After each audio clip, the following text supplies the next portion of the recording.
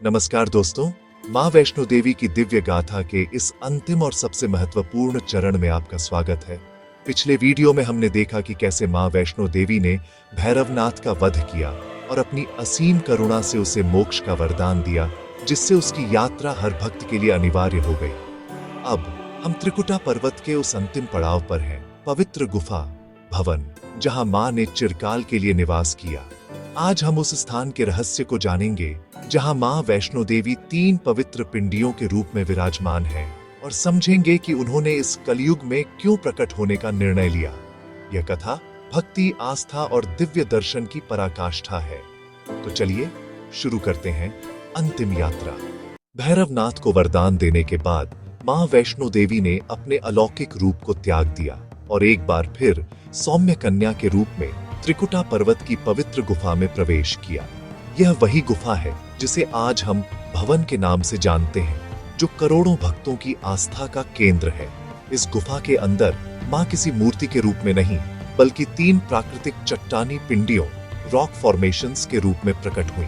ये 3 पिंडियां वास्तव में मां शक्ति के 3 दिव्य स्वरूपों का प्रतीक है।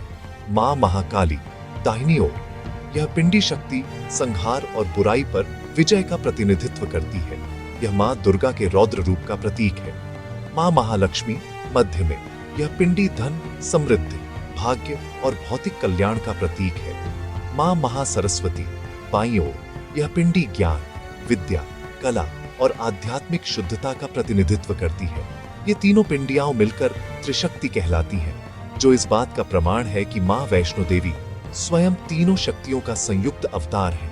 गुफा के अंदर इन तीनों पिंडियों के दर्शन ही मां के वास्तविक और पूर्ण दर्शन माने जाते हैं। गुफा के पास ही भैरों का सिर कटकर गिरने के बाद मां ने अपने आप को इन पिंडियों में बदल लिया और चिरकाल के लिए यहीं विराजमान हो गई। पौराणिक मान्यताओं के अनुसार मां वैष्णो देवी ने कलयुग के आरंभ में मानवता के कल्याण के लिए इस पवित्र गुफा में निवास करने का निर्णय लिया। उनका इस पर्वत पर प्रकट होने का मुख्य उद्देश्य था धर्म की रक्षा। कलयुग में जब धर्म का क्षरण होगा तो भक्तों को आध्यात्मिक बल प्रदान करना, सरल मोक्ष का मार्ग। इस कठिन समय में साधारण मानव को भी तपस्या और जटिल कर्म कांडों के बजाय शुद्ध भक्ति के माध्यम से मोक्ष और मुक्ति का मार्ग दिखाना, भक्तों की मनोकामनाएं पूर्ण करना, अपनी असीम शक्ति से भक्तों की सभी वैध इच्छाओं और मनोकामनाओं को पूरा करना, ताकि वे धर्म के मार्ग पर स्थिर रह सके। मां आज भी इन 3 पिंडियों के रूप में यहीं विराजमान है और हर भक्त को उसकी श्रद्धा के अनुसार फल प्रदान करती है।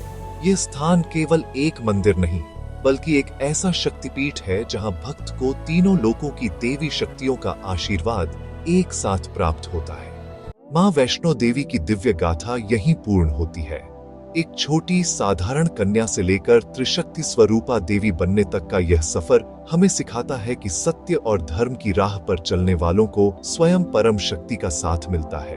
ये कथा सिखाती है कि विनम्रता, भैरवनाथ का पश्चाताप से मोक्ष मिल सकता है और यह कि मां की करुणा अपने शत्रुओं को भी पूजनीय बना देती है। तो दोस्तों, जब भी आप जय माता दी का उद्घोष करते हैं तो याद रखें कि यह केवल एक नारा नहीं, बल्कि उस त्रिशक्ति का आह्वान है जो आपको ज्ञान, समृद्धि और शक्ति प्रदान करती है।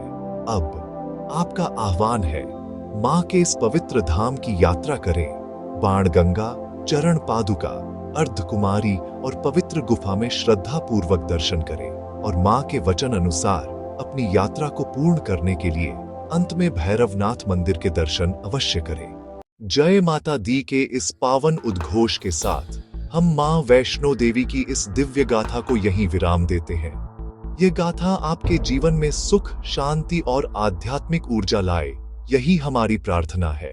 अगर आपको यह पूरी श्रृंखला पसंद आई हो तो हमें कमेंट्स में जय माता दी लिखकर जरूर बताएं।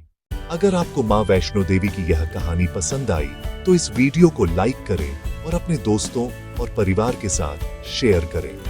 ऐसी ही और धार्मिक और प्रेरणादायक गाथाएं सुनने के लिए हमारे चैनल को सब्सक्राइब करना न भूलें और बेल आइकॉन दबाएं। अगले वीडियो में हम किस देवी या देवता की कहानी लेकर आए, हमें कमेंट्स में बताएं। जय माता दी। धन्यवाद।